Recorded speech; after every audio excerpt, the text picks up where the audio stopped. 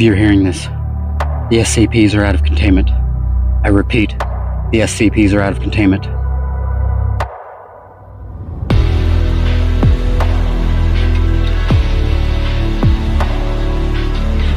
Ammunition is low. Supplies are low. You're hearing this. We're fucked. We're fucked.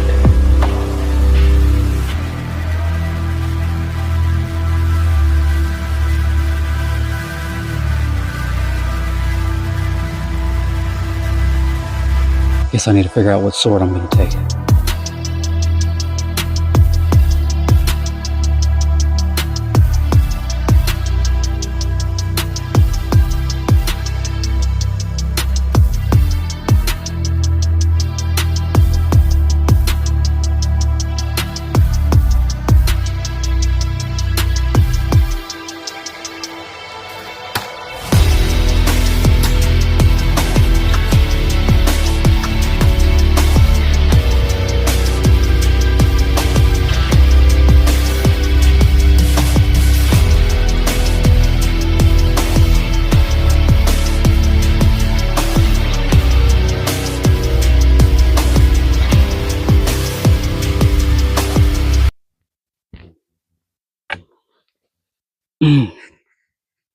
You know, lately I've been really interested in the SCP series.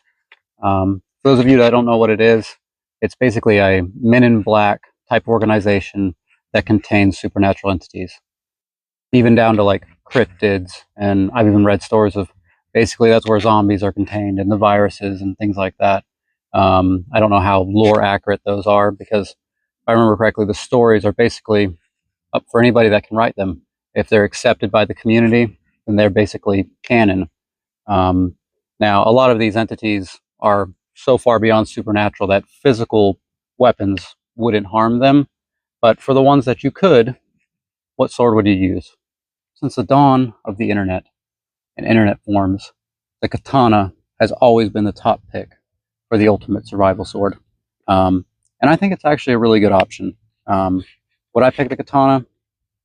Maybe. And it would actually be something like this, which I would just say is a katana-shaped sword. The reason I say that is because this sword is a mono steel sword filled with hot glue. Hot glue is holding all these fittings together. It does have the pin. I think it's called a Manuki pin, but you can't even get it out of this sword. It's all glued together. I've had this sword for 16, 17 years now. And it has, you know, I got it when I was a 16-year-old kid. I've dated myself there, but it has been incredible, you know, running around as a kid banging this on trees, and it's still as tight as a drum. I mean, this is an awesome sword. It's actually decently balanced. It has a little bit longer handle, I think, than this type of blade length usually has. Most of the ones, actually, when I bought this sword, I got it at a flea market. They were probably a good inch and a half shorter than this one. So I guess this one's just kind of a unicorn, but it's been a really good sword.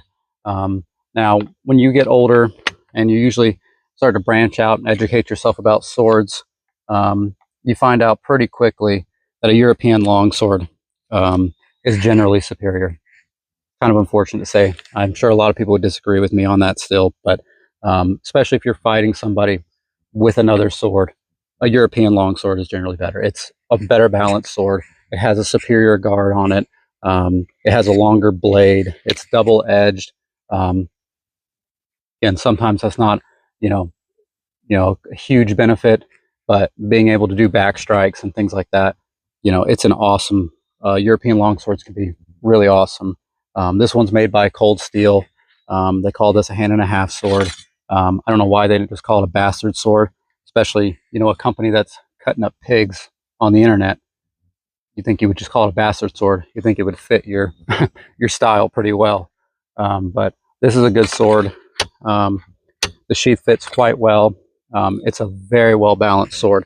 Now, the original Cold Steel hand-and-a-half swords that I've handled probably over 10 years ago, they were awful. They were actually downright terrible. They had basically no distal taper. The blades stayed wider than this. This one, you can see how much it tapers down. but this sword is very well balanced. It has some good spring to it. It's been a really good cutter. It's a fast sword, and it's been very durable as well. I am quite impressed with these new cold steels. Fit and finish isn't amazing on them. I think that's kind of to be expected. But this is a very good sword. Now, if you want to be very discreet, here is what was advertised as a Shurasaya, which is incorrect. I'm not even going to begin to pronounce what the hidden Japanese sword is. Top of my head, I can't even remember. But that's basically what this is. It's not a Shurasaya, which is basically just fittings that hold your sword, keep rust off the blade and stuff. Use it for storage. This is a hidden katana, basically.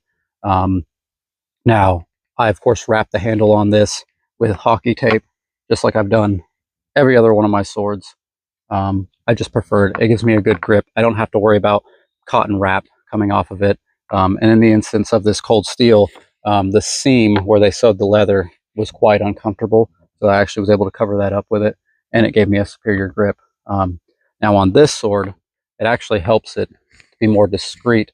I cover up the seam a little bit, so now it looks a little bit more like a walking stick. I mean, if you look at it, especially the kind of person that would carry this, you might question it. I did put a rubber pad on the bottom here. And then I put this quote unquote pommel on the bottom here. It actually has a 1/2 inch steel rod that goes about 2 inches into the handle. And then this is a solid brass. It's threaded on here. You can remove it and put it back on. But I did this particularly, one, because it makes it look more like a walking stick or a cane, but because this sword was so terribly balanced. It had basically, from where the guard would be, it was about 7 inches to the balance point on this blade. I've got it down to about 4 inches now, 3.5, 4 inches, and it balances very well now. And with the wrap here, it gives you a pretty secure grip. It's not as dangerous now, because before it was obviously super slick, but now it is very well balanced. I actually prefer a straight blade over a curved blade, and this sword is actually made of Damascus. The camera can pick that up. It is a beautiful blade. There's actually the model number, made by Shinwa, and it is a beautiful sword, and it was cheap. This sword was like 70 bucks, 80 bucks, somewhere in there. Again, I would suggest putting some type of counterweight on it, a pommel like this, because this sword was a wrist breaker. I mean, it was terrible, terrible sword to use. But I guess if you're thinking in the apocalypse, why would I need a sword that's discreet? Well, besides just being discreet, this has the ability that, or the lack of a guard. And a guard is just something that always gets in the way. This is something that's very packable. You can attach to the side of your backpack very easily. You can get in and out of vehicles. You can crawl through windows or crawl spaces with this sword. This is a really good sword. This is actually a high contender for me. It's actually taller than this katana. It doesn't look like it, but it actually is. Now, a lot of people probably see this sword in the intro. This I call my Dragon Slayer, or my Demon Slayer, whatever you want to call it. I made this sword here.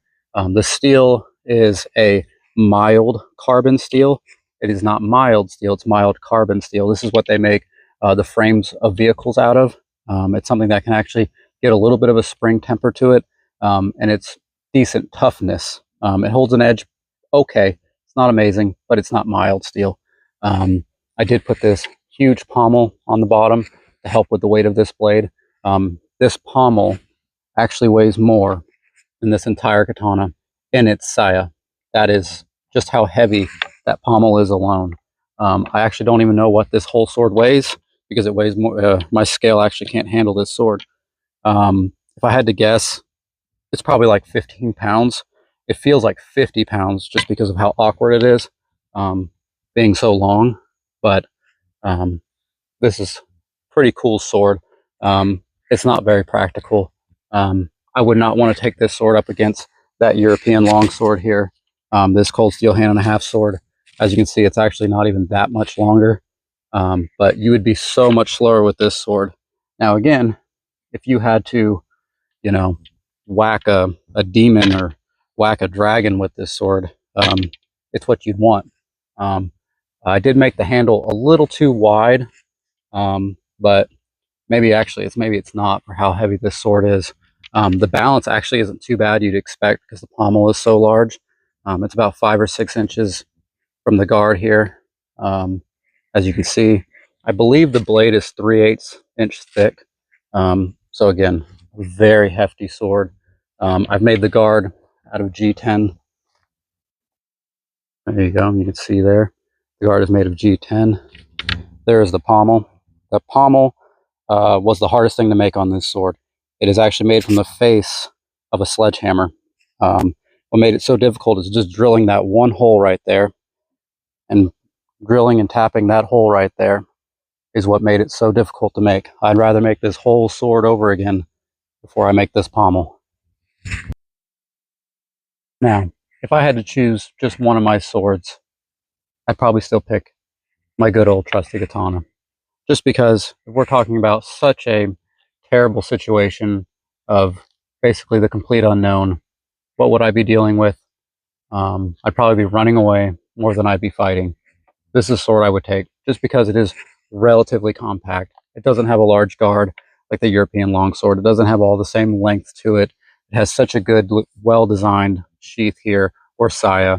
It is such a good sword. It has held up so well over the years. Like I said, none of the fittings are loose. I mean, they're just filled with glue. But I have wrapped the handle in that hockey tape, so now the nylon wrap won't unravel on me. Yeah, this would just be the sword I would pick. So yeah, let me know. Let me know in the comment section, what sword would you pick?